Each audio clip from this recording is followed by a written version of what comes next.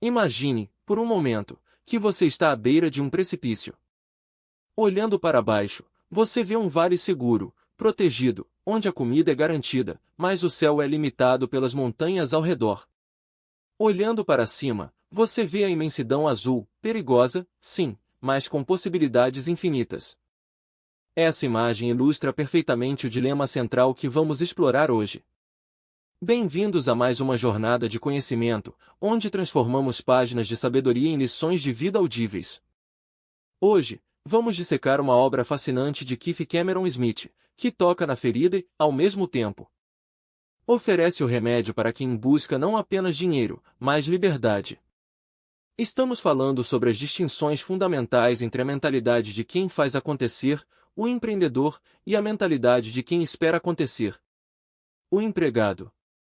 E quero começar dizendo que isso não é um ataque a quem tem um emprego, de forma alguma, mas sim um convite para que você, onde quer que esteja hoje, adote a psicologia daqueles que constroem impérios. Para iniciarmos essa conversa, precisamos falar sobre o alicerce de tudo, a relação entre o medo e a confiança. Keith Cameron Smith nos diz que a grande barreira que separa a mediocridade da grandeza é a capacidade de lidar com o risco. O empregado típico busca segurança, ele é movido pelo medo. O medo de perder o salário, o medo de não ser bom o suficiente, o medo do desconhecido. Já o empreendedor, ou melhor, aquele que possui a mente empreendedora, aceita o risco porque confia em si mesmo. É uma troca sutil, mas poderosa. Enquanto um diz e se der errado, o outro diz eu vou fazer dar certo, e se der errado, eu aprendo. Pense nisso, a segurança é, muitas vezes, uma ilusão. Quantas pessoas acreditam estar seguras em seus cargos até o dia em que uma reestruturação acontece? O autor nos lembra que a verdadeira segurança não vem de um contra-cheque, mas da sua capacidade de gerar valor e resolver problemas.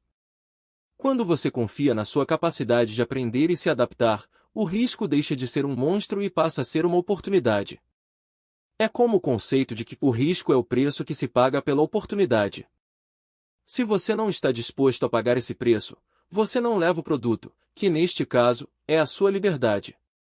E seguindo essa linha de raciocínio sobre como encaramos a vida, entramos em um segundo ponto que é absolutamente transformador, a visão do tempo. Onde estão os seus olhos agora? Estão no retrovisor ou no para-brisas? A mentalidade de empregado tende a focar no passado. Eles falam sobre os bons velhos tempos, ou remoem erros antigos, culpas e oportunidades perdidas. É como tentar dirigir um carro olhando apenas para trás, você inevitavelmente vai bater. Por outro lado, a mente empreendedora é obcecada pelo futuro. Não um futuro de sonhar acordado, mas um futuro construído com metas claras no presente. Keith compartilha que o empreendedor usa o passado apenas como uma biblioteca de referências, não como uma residência. Ele visita o passado para aprender a lição, e volta imediatamente para o presente para construir o futuro. A visão é o que torna o invisível visível. Se você não tem uma visão clara de onde quer estar daqui a 5 ou 10 anos, você provavelmente acabará em algum lugar que não escolheu. É a diferença entre ser o arquiteto da sua vida ou apenas um tijolo na construção de outra pessoa. E essa visão precisa ser tão forte que o puxe para frente, fazendo com que os obstáculos de hoje pareçam pequenos quebra-molas na estrada. Agora, vamos tocar em um ponto sensível, mas necessário, as companhias. Há uma metáfora brilhante no livro que diz, se você quer voar com as águias, pare de ciscar com as galinhas. Pode soar duro, mas a realidade é que somos a média das pessoas com quem mais convivemos. O autor conta a história de um funcionário talentoso que começou a ter um desempenho ruim. Ao investigar, descobriu-se que a nova namorada desse funcionário tinha uma mentalidade negativa, que drenava a energia dele. É o contágio social. Se você está cercado de pessoas que só reclamam, que veem problemas em todas as soluções, que zombam de quem tenta crescer, é quase impossível manter uma mentalidade vencedora. É como tentar manter-se seco nadando em um oceano. A mentalidade empreendedora busca ativamente ambientes de crescimento. Eles procuram mentores, parceiros e amigos que desafiem seu intelecto e elevem seu padrão. Nido Kuben, mentor do autor, dizia: se você quer ser grande, ande com pessoas grandes. Isso não significa abandonar seus amigos de infância ou sua família. Mas significa ser seletivo sobre quem tem acesso ao seu ouvido e à sua mente nas decisões críticas da vida. Pergunte-se: as pessoas ao meu redor estão alimentando minhas chamas ou jogando água nelas? E, conectando-se a essa ideia de crescimento, chegamos a uma das distinções mais práticas do livro. A diferença entre ganhar dinheiro e construir riqueza. A maioria das pessoas aprendeu a trocar tempo por dinheiro. Trabalha-se 1 hora, recebe-se por 1 hora. O problema é que o tempo é finito. Se a sua renda depende exclusivamente da sua presença física, sua riqueza tem um teto muito baixo. O empreendedor foca em construir patrimônio líquido. Eles não querem apenas um salário alto, eles querem ativos que trabalhem por eles enquanto dormem. Keith conta uma história interessante sobre 2 funcionários a quem ele ofereceu um livro sobre finanças. Um leu, aplicou, mudou de emprego, começou a investir e multiplicou sua renda. O outro nem sequer abriu o livro. Anos depois, o primeiro estava construindo liberdade, o segundo continuava reclamando do salário. A lição aqui é que não é o quanto você ganha, mas o que você faz com o que ganha. A mentalidade de empregado gasta tudo o que ganha e, às vezes, até mais, criando dívidas. A mentalidade empreendedora vive abaixo de seus meios para investir a diferença, criando uma máquina de gerar dinheiro. É a transição mental de consumidor para investidor. Mas como se chega a esse nível de sabedoria? Isso nos leva a outro pilar fundamental, a educação. E não estou falando de diplomas universitários. O autor faz uma provocação interessante: o empregado busca entretenimento, o empreendedor busca educação. Observe como a maioria das pessoas passa o tempo livre. Séries, novelas, redes sociais, distrações que anestesiam a mente após um dia de trabalho. Não há nada de errado em relaxar, mas quando o entretenimento supera o aprendizado, o crescimento para.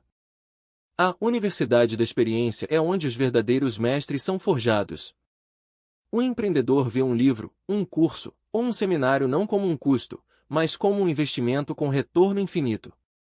Eles são alunos eternos. Eles sabem que uma única ideia pode mudar o curso de seus negócios e de suas vidas. Enquanto a escola tradicional ensina a memorizar respostas, a vida ensina a fazer as perguntas certas. E a maior sala de aula dessa universidade chama-se fracasso. Isso mesmo, o fracasso. A forma como lidamos com o erro é, talvez, o divisor de águas mais dramático. Para a mentalidade de empregado, o fracasso é o fim, é vergonhoso, é algo a ser evitado a todo custo. Isso gera paralisia. Para a mentalidade empreendedora, o fracasso é apenas feedback. É um dado.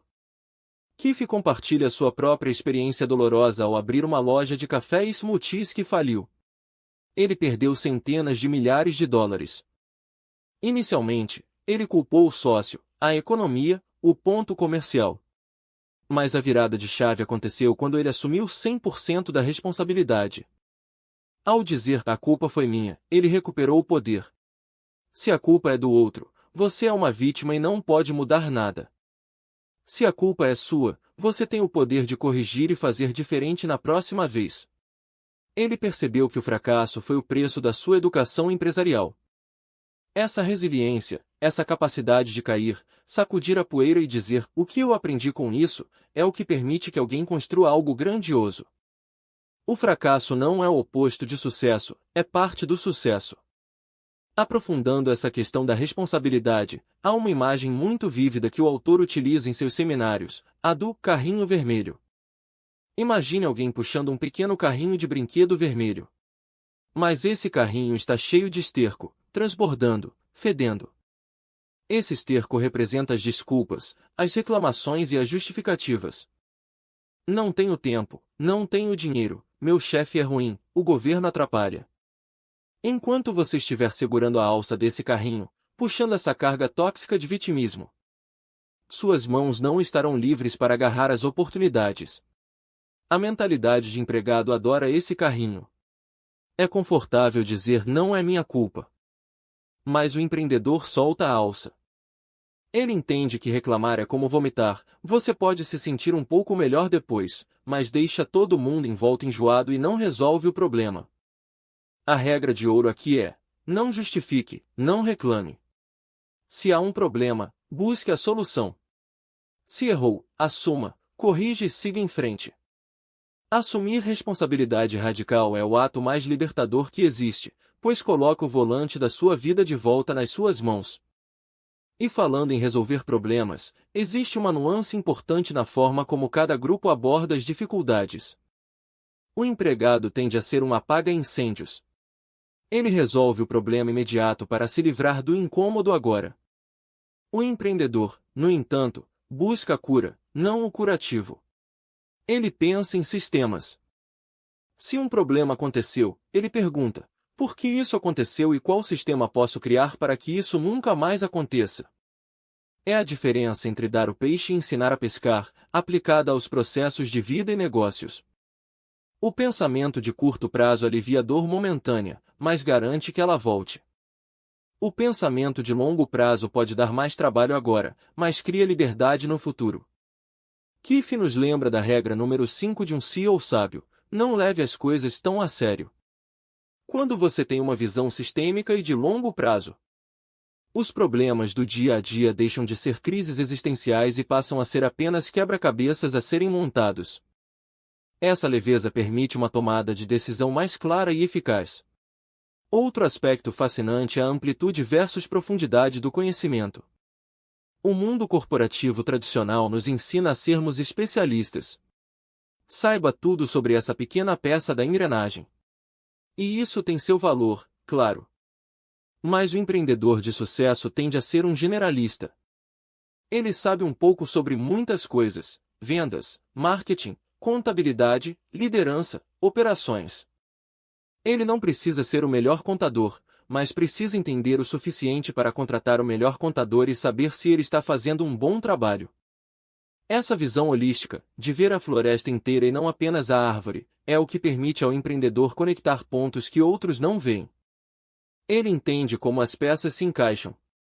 Enquanto o empregado se orgulha de ser indispensável em sua função específica, o empreendedor trabalha para se tornar desnecessário na operação diária, criando sistemas e equipes que funcionem sem ele.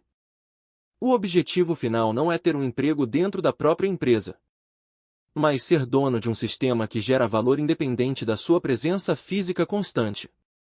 E, claro, não podemos esquecer da liderança e da comunicação.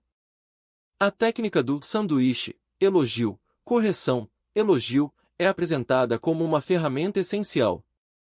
O empregado, muitas vezes, evita o confronto ou a correção, ou quando faz, fala de forma destrutiva. O líder empreendedor entende que as pessoas são o seu maior ativo. Ele valida a pessoa, elogio, corrige o processo ou comportamento, correção, e reafirma a confiança na pessoa, elogio. Isso cria um ambiente onde o erro é tolerado desde que gere aprendizado, e onde as pessoas se sentem seguras para inovar. Liderar não é mandar, é inspirar e capacitar. Para encerrar nossa reflexão sobre essas diferenças, quero trazer uma parábola que está no apêndice do livro e que resume brilhantemente a questão dos incentivos e da motivação. A história do caçador e dos cães. Certa vez, um cão de caça perseguiu um coelho, mas não conseguiu pegá-lo. O pastor zombou do cão: você é maior e mais forte, mas o coelho foi mais rápido. O cão respondeu com sabedoria: nós corríamos por razões diferentes. Eu corri apenas por uma refeição, o coelho corria por sua vida. Essa é a diferença de motivação. O caçador, ouvindo isso, decidiu mudar a estratégia. Ele comprou mais cães e disse: quem pegar o coelho ganha um osso. Funcionou por um tempo. Mas logo os cães perceberam que coelhos grandes e pequenos davam o mesmo prêmio. Começaram a pegar apenas os pequenos. O caçador mudou novamente, pagava por peso. A produtividade aumentou. Mas com o tempo, os cães envelheceram e perguntaram: e quando formos velhos e não pudermos caçar? Quem nos alimentará? O caçador então prometeu ossos para a aposentadoria baseados no desempenho passado. Finalmente, um dos cães disse: eu trabalhei tanto, produzi tanto, mas ganho apenas alguns ossos. O caçador fica com a carne e a pele. Por que não pego coelhos para mim mesmo? E assim, alguns cães saíram para começar seus próprios negócios de caça. Essa história ilustra a evolução da mentalidade. Você pode correr apenas pela refeição do dia, salário, pode correr por bônus de performance, ou pode perceber que, se quer a verdadeira liberdade e o fruto total do seu esforço, precisa correr por si mesmo, construindo seu próprio caminho. A mensagem de Keith Cameron Smith é clara: a transição de empregado para empreendedor começa na mente, muito antes de se materializar no mundo físico. Você pode ser um funcionário com mentalidade empreendedora, aquele que age como dono, que resolve problemas, que busca eficiência e que é disputado pelo mercado. E você pode ser um dono de negócio com mentalidade de empregado, escravo das próprias tarefas, medroso e centralizador. O convite de hoje é para que você faça uma auditoria interna. Onde você está operando com medo? Onde você está culpando os outros? Onde você está trocando aprendizado por entretenimento barato? Lembre-se, águias não voam em bandos, você as encontra uma de cada vez.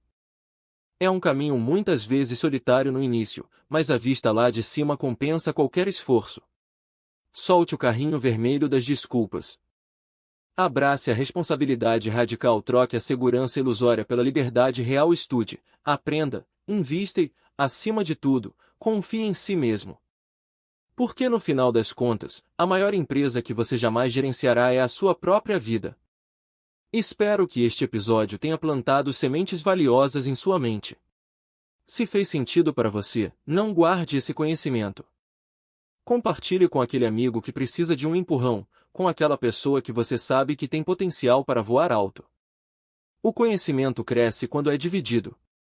Muito obrigado por nos emprestar seus ouvidos e sua atenção hoje.